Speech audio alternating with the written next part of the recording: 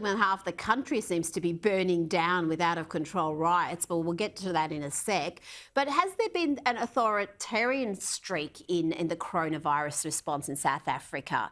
Are the police overreaching on a regular basis? Yeah, that's been a very sad part of our COVID restrictions and all of the actions taken by the government. As you mentioned, close to 400,000 people arrested and charged with violating the rules under the National Disaster Act, which the country has been in a state of disaster, according to the government, since March last year, closing in on 500 days of lockdown with various inane restrictions over time. At one point, it was illegal to buy open-toed shoes.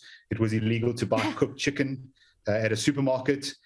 We've had, at points, you couldn't buy underwear. That was against the law as well. So we've had really ridiculous restrictions.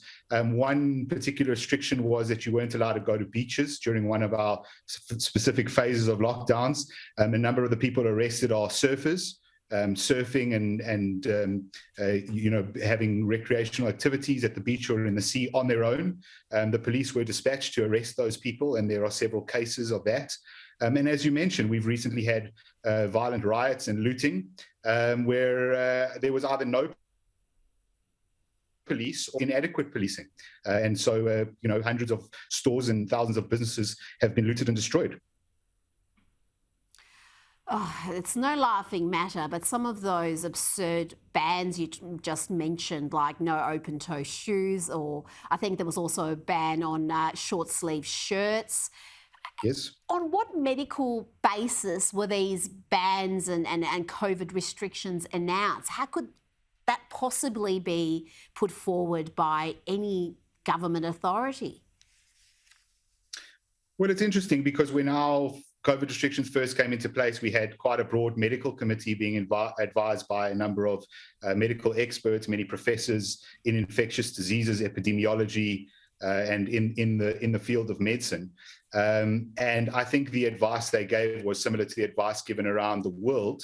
However, that was then interpreted by government bureaucrats who have complete control over the state under this National Disaster Act. And so social distancing, for example, became, well, can't have anyone on the beach because a lot of people go to the beach, not taking into account, obviously, that if people are alone, for example, they present no risk to anyone.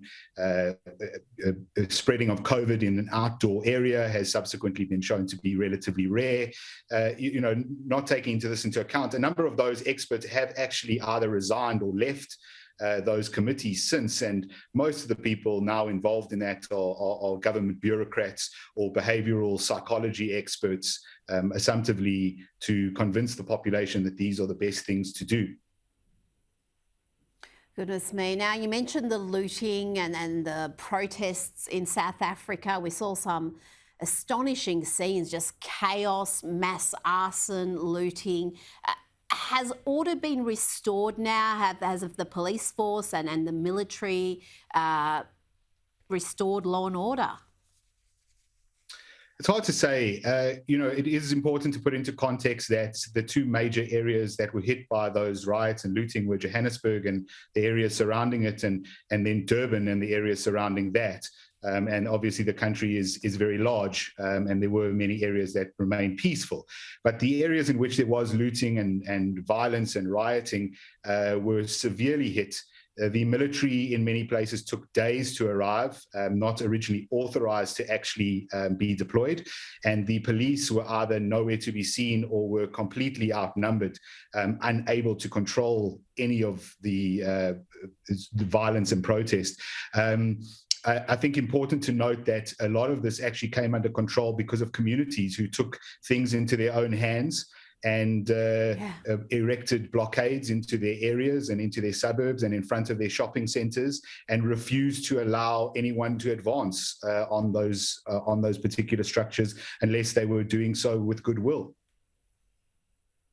That was astonishing in itself. You saw those scenes, and then the members of the Indian community, I know they came under attack, and they had to take vigilante action to protect their community against the rioters.